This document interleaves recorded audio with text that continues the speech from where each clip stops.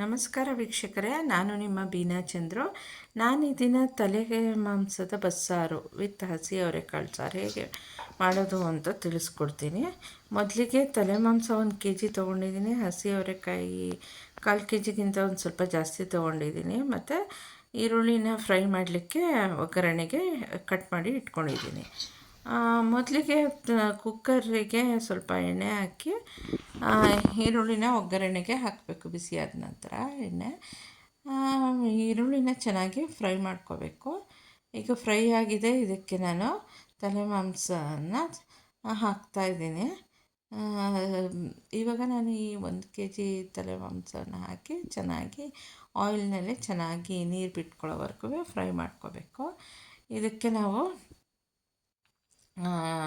ಇದರದ್ದು ಹಸಿ ಸ್ಮೆಲ್ ಹೋಗೋವರೆಗೂ ಎಣ್ಣೆನಲ್ಲೇ ಚೆನ್ನಾಗಿ ಫ್ರೈ ಮಾಡಬೇಕಾಗುತ್ತೆ. ನಾನು ಈಗ ಇದಕ್ಕೆ ಹಸಿ ಅವರೆಕಾಯಿನೂ ಸೇರಿಸ್ಕೊಬೇಕಾಗುತ್ತೆ. ಈ ಸುಲಿದು ತೊಳೆದಿಟ್ಕೊಂಡಿರೋಂಥ ಹಸಿ ಅವರೆಕಾಯಿನೂ ಇದಕ್ಕೆ ಸ್ವಲ್ಪ ಆ್ಯಡ್ ಮಾಡ್ಕೊತಾ ಇದ್ದೀನಿ. ಈ ಸಾರಿನ ವಿಶೇಷತೆ ಏನು ಅಂತಂದರೆ, ಈ ಹಸಿ ಅವರೆಕಾಯಿ ಸೀಸನ್ನಲ್ಲಿ ಇದು ಮಾಡಿದ್ರೆ ಬಹಳ ರುಚಿಯಾಗಿರುತ್ತೆ ಈ ಸಾಂಬಾರು. ಇವಾಗ ನಾನು ಈ ಹಸಿ ಅವರೆಕಾಳ್ದು ಹಸಿ ವಾಸನೆ ಹೋಗೋವರೆಗೂ ಅದನ್ನು ಆಯಿಲ್ನಲ್ಲೇ ಚೆನ್ನಾಗಿ ಫ್ರೈ ಮಾಡ್ಕೊತೀನಿ. ಇದಕ್ಕೆ ನಾನು ರುಚಿಗೆ ತಕ್ಕಷ್ಟು ಅರಿಶಿಣವನ್ನು ಹಾಕ್ತಾಯಿದ್ದೀನಿ. ಅದು ಫ್ಲೇವರ್ಗೆ ಅರಿಶಿಣ ಹಾಕ್ತಾಯಿದ್ದೀನಿ. ಮತ್ತು ಇದಕ್ಕೆ ರುಚಿಗೆ ತಕ್ಕಷ್ಟು ಉಪ್ಪನ್ನು ಸಹ ಸೇರಿಸ್ತಾ ಇದ್ದೀನಿ. ಉಪ್ಪನ್ನ ಹಾಕ್ಕೊಂಡು ಇದನ್ನು ಆಯಿಲ್ನಲ್ಲೇ ಒಂದು 5 ನಿಮಿಷ ಚೆನ್ನಾಗಿ ಫ್ರೈ ಮಾಡ್ಕೋಬೇಕು. ಫ್ರೈ ಮಾಡಿಕೊಂಡು ಇದ್ರ ಮಟನ್ನಿಂದ ಎಲ್ಲ ಎಣ್ಣೆ ಬಿಟ್ಕೊಳ್ಳೋ ರೀತಿ ಆಗಬೇಕು, ನೀರು ಬಿಟ್ಕೊಳ್ಳೋ ರೀತಿ. ಆಗ ನಾವು ಇದಕ್ಕೆ ನೀರನ್ನು ಸೇರಿಸ್ಬೇಕಾಗುತ್ತೆ. ನಾನೀಗ ಎಣ್ಣೆನಲ್ಲೇ ಚೆನ್ನಾಗಿ ಫ್ರೈ ಮಾಡ್ಕೊತಾ ಇದ್ದೀನಿ. ಈಗ ಆಲ್ಮೋಸ್ಟ್ ಎಲ್ಲ ಫ್ರೈ ಆಗಿದೆ, ಒಂಚೂರು ನೀರು ಬಿಟ್ಕೊತಾ ಇದೆ. ಇವಾಗ ನಾನು ಇದಕ್ಕೆ ಮುಳುಗುವಷ್ಟು ನೀರನ್ನು ಹಾಕಿ ಇದು ಮಾಡಿಸ್ತೀನಿ. ಕುಕ್ಕರಲ್ಲಿ ಬೇಯಿಸ್ಕೋಬೇಕಾಗತ್ತೆ. ನಾನೀಗ 1 ಚಮಚಷ್ಟು ನೀರು ಹಾಕ್ತಾಯಿದ್ದೀನಿ. ನೋಡಿ, ಈಗ ಇಷ್ಟು ನೀರಾದರೆ ಸಾಕು. ಈಗ ಉಪ್ಪು ಎಲ್ಲ ಹಾಕಿದ್ದೀನಿ. ಇದನ್ನು ಕುಕ್ಕರ್ ಲಿಡ್ ಮುಚ್ಚಿಟ್ಟು ನಾನು 3 ವಿಷಿಲಷ್ಟು ಕೂಗಿಸ್ಕೋಬೇಕು. ನಾನು ಈ ಆಡಿನ ತಲೆ ಮಾಂಸ ತಂದಿದ್ದೀನಿ. ಇದು ಎಳೆದಾಗಿರೋ ತಲೆ ಮಾಂಸ ತಂದಿರೋದ್ರಿಂದ ಇದಕ್ಕೆ ಹೆಚ್ಚಾಗೇನು ಇದರ ಅವಶ್ಯಕತೆ ಇಲ್ಲ. 4-5 ವಿಷಿಲ್ ಅವಶ್ಯಕತೆ ಏನೂ ಇಲ್ಲ. ಈಗ ನಾವು ಮಸಾಲೆಗೆ ಏನೇನು ಹಾಕ್ಕೋಬೇಕು ಅಂತ ನೋಡ್ಕೊಳ್ಳೋಣ. ನಾನು ಕಾಯಿ, ಕಡಲೆ, ಚಕ್ಕೆ, ಲವಂಗ, ಹಸಿ ಶುಂಠಿ, ಪುದೀನ ಅಲ್ಲ, ಕೊತ್ತಂಬರಿ ಸೊಪ್ಪು ಮತ್ತು ಬೆಳ್ಳುಳ್ಳಿಯನ್ನು ತೊಗೊಂಡಿದ್ದೀನಿ. ಇದಿಷ್ಟನ್ನು ನಾನು ಮಿಕ್ಸಿ ಜಾರಿಗೆ ಹಾಕಿ ಚೆನ್ನಾಗಿ ಗ್ರೈಂಡ್ ಮಾಡ್ಕೊತಾ ಇದ್ದೀನಿ. ಆನಂತರ ಈಗ 3 ವಿಷಿಲಾಗಿ ಬೆಂದಿರೋ ಅಂತಹ ತಲೆ ಮಾಂಸವನ್ನು ತಗೊಂಡು ಇದಕ್ಕೆ ಖಾರ ಹಾಕ್ತಾಯಿದ್ದೀನಿ. 4 ಸ್ಪೂನಷ್ಟು ಖಾರ ಹಾಕಿ ಚೆನ್ನಾಗಿ ತೊಳಸ್ಕೋಬೇಕಾಗುತ್ತೆ.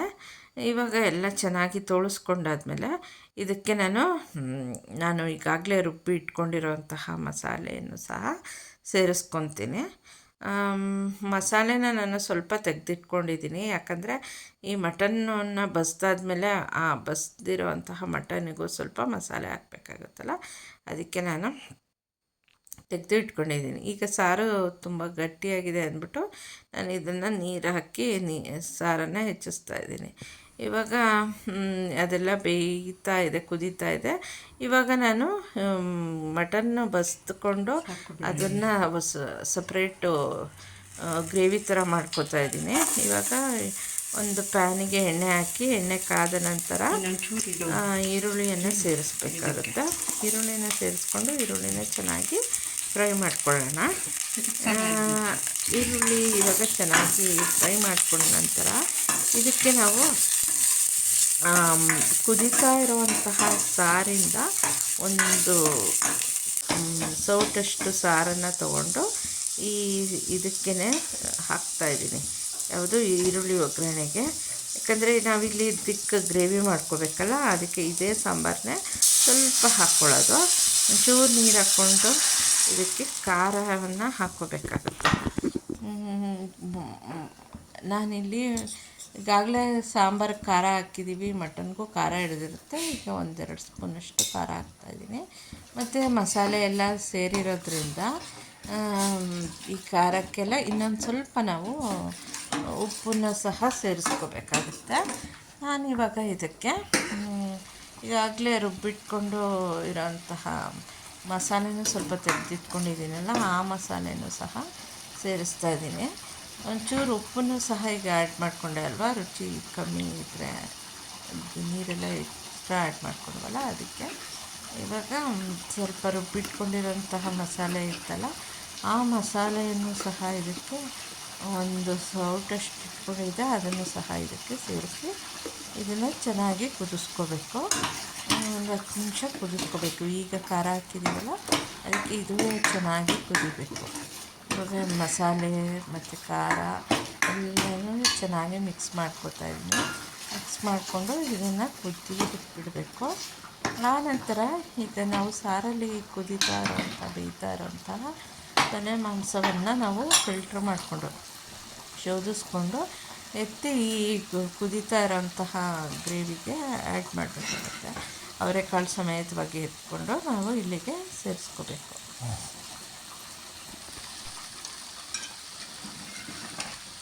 ಎಲ್ಲನೂ ಚೆನ್ನಾಗಿ ಎತ್ಕೊಂಡು ಇದಕ್ಕೆ ಹಾಕ್ಕೋತಾ ಇದ್ದೀನಿ. ಒಂದು ಸ್ವಲ್ಪ ಹಾಗೆ ಅವರೆಕಾಳು ಇದೆ, ಅದನ್ನು ಸೇರಿಸ್ತಾ ಇದ್ದೀನಿ. ಅವರೆಕಾಳು ಮಟನ್ನು ಎಲ್ಲ ಹದವಾಗಿ ಬೆಂದಿದೆ.